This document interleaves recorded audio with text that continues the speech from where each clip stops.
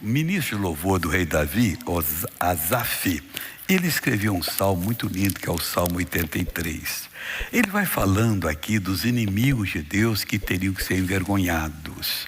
E tem que ser no dia de hoje. Mas envergonhado como, missionário?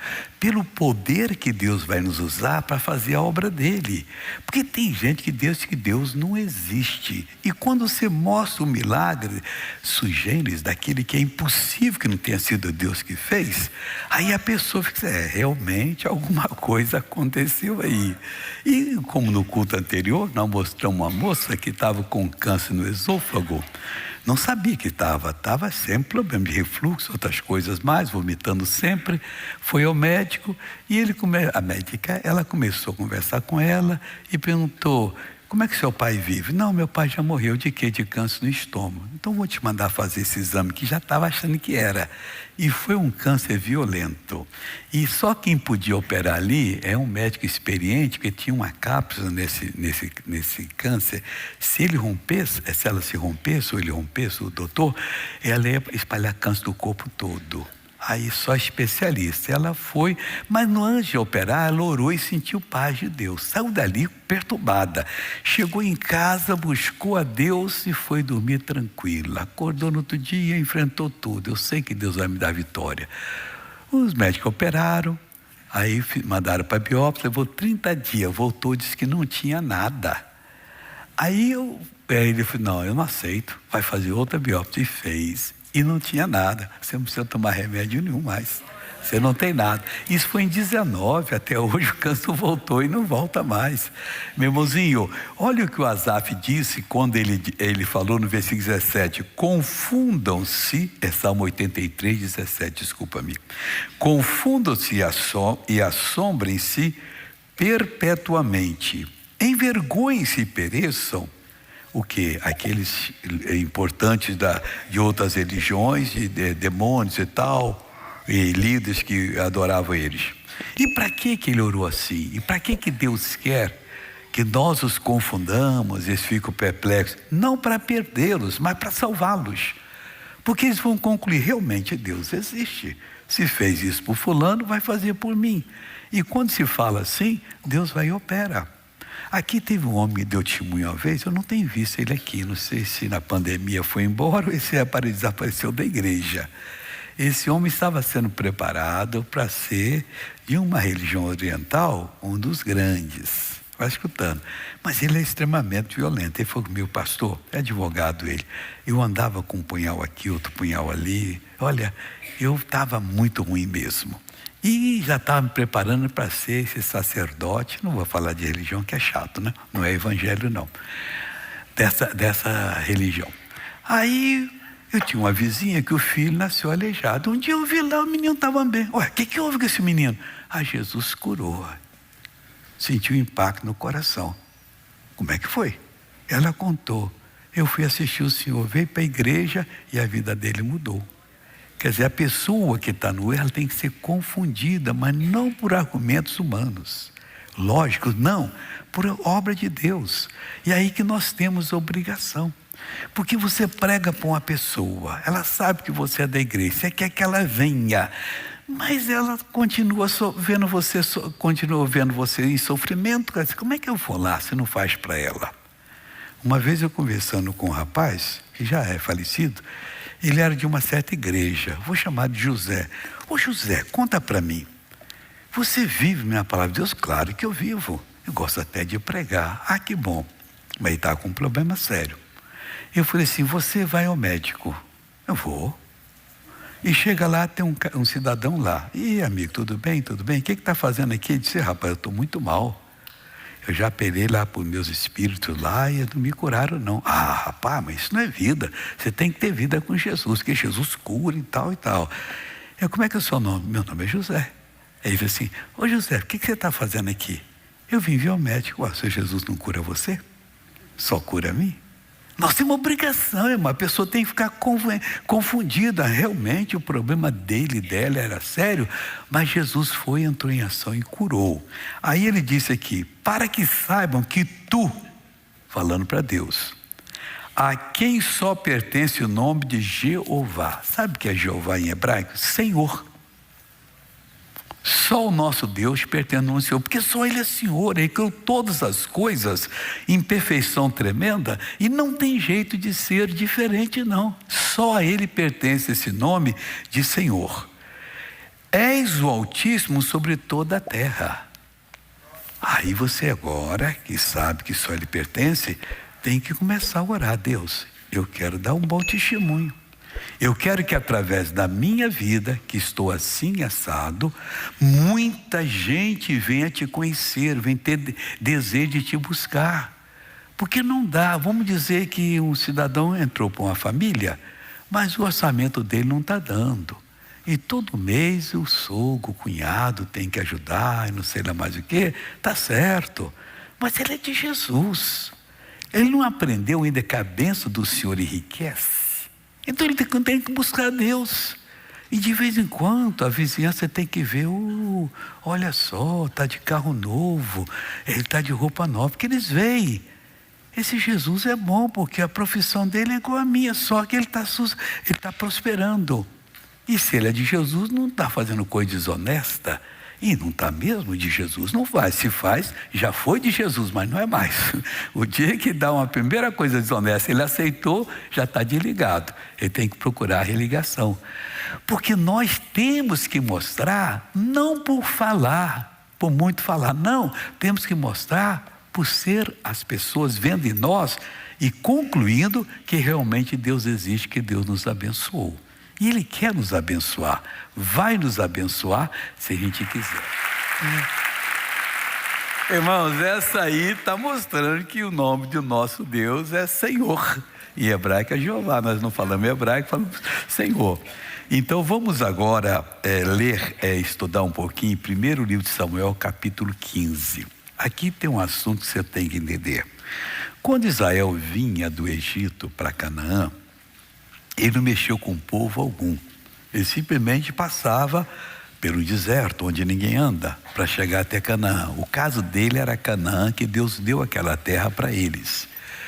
Então eles vinham. Porém, teve um povo mau que veio atacar Israel sem falar nada. Se escondeu. Quando Israel passou, atrás, quem ia atrás? Os velhinhos, as crianças, as mamães, porque não andavam bem rápido. Então os homens ali iam forte ali. Eles vieram, amalequitas, e mataram vários dos israelitas. Pura provocação, criancinhas e tudo.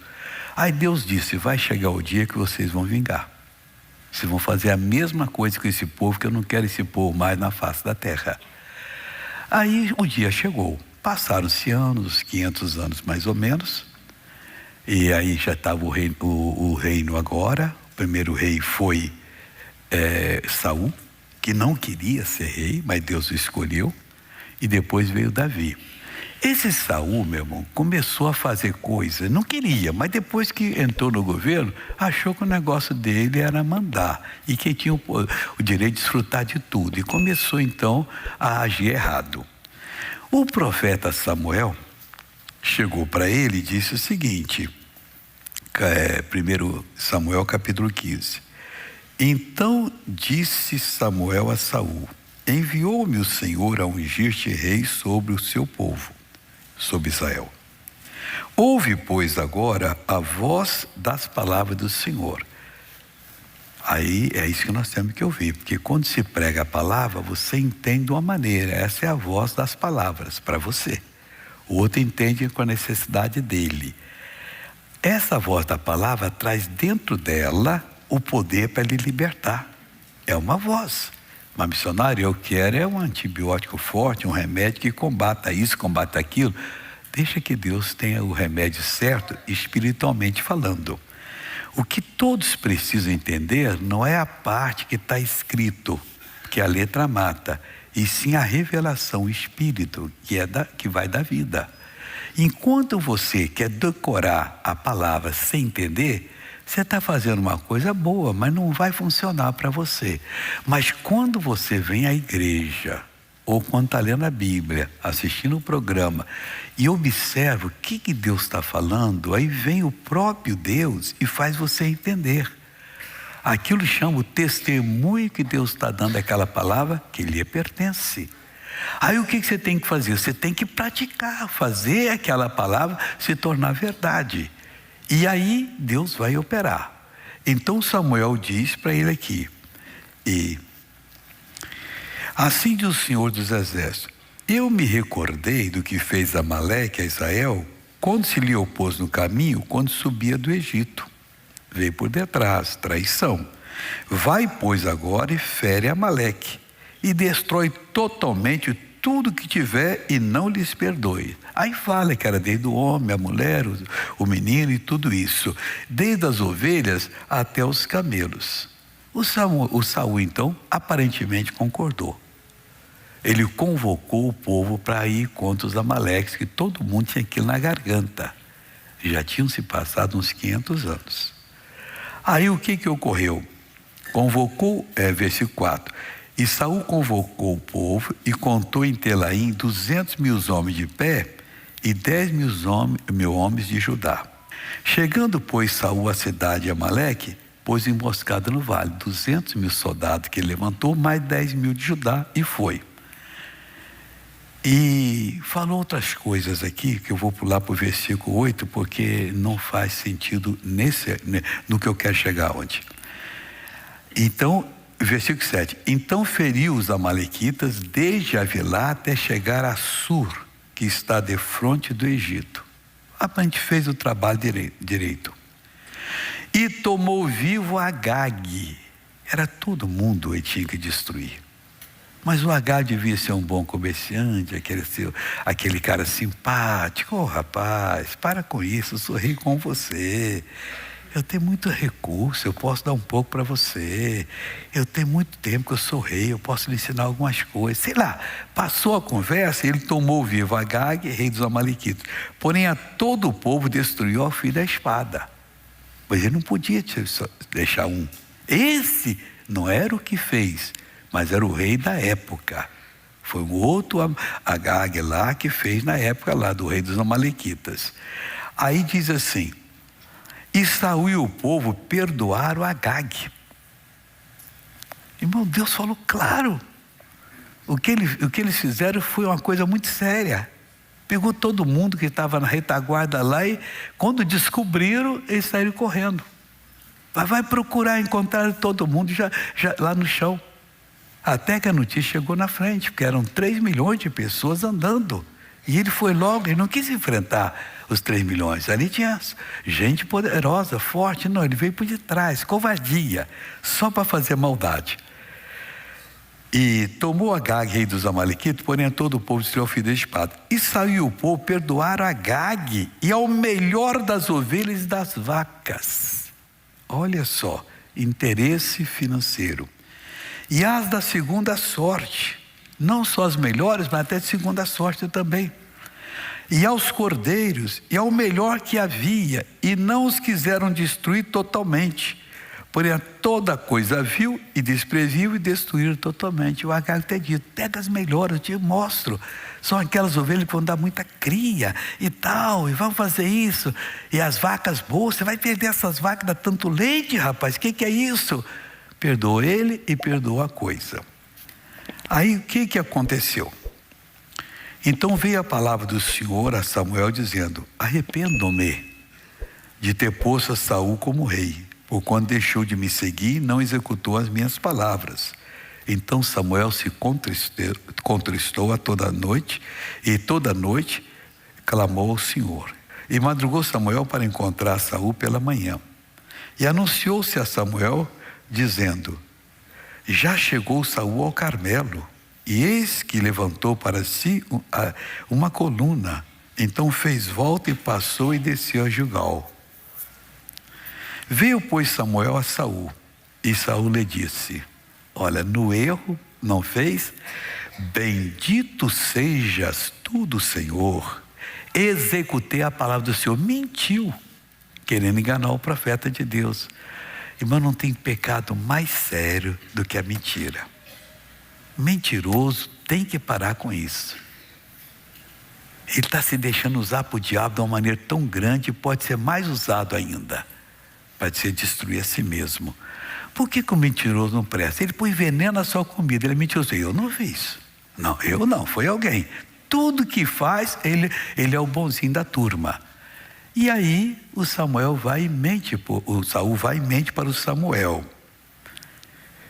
Veio, porém, Samuel a Saul, e Saul lhe saiu: bendito sejas do Senhor, executei a palavra do Senhor. Então disse Samuel: que balido, pois, de ovelhas é este nos meus ouvidos, e o mugido de vacas que ouço?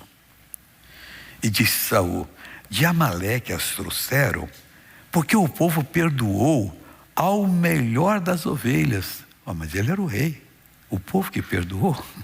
Quer dizer, quer sair fora. Se tem maldição, seja para o povo. Ao melhor das ovelhas e das vacas, para as oferecer ao Senhor teu Deus. Agora já é fazer um sacrifício ali, já era para Deus. E vai escutando. O resto, porém, temos destruído totalmente. Então disse Samuel a Saul: espera, e te declarei o que o Senhor me disse esta noite. E ele disse: fala. E disse Samuel: porventura, sendo tu pequeno aos teus olhos, não foste por cabeça das tribos de Israel? E o Senhor te ungiu rei sobre Israel, e enviou-te o Senhor a este caminho e disse: vai, descerás totalmente a esses pecadores amalequitas, peleja contra ele, até que os aniquiles. Por que, pois, não deste ouvido à voz do Senhor? Antes voaste ao despojo e fizeste o que era mal aos olhos do Senhor.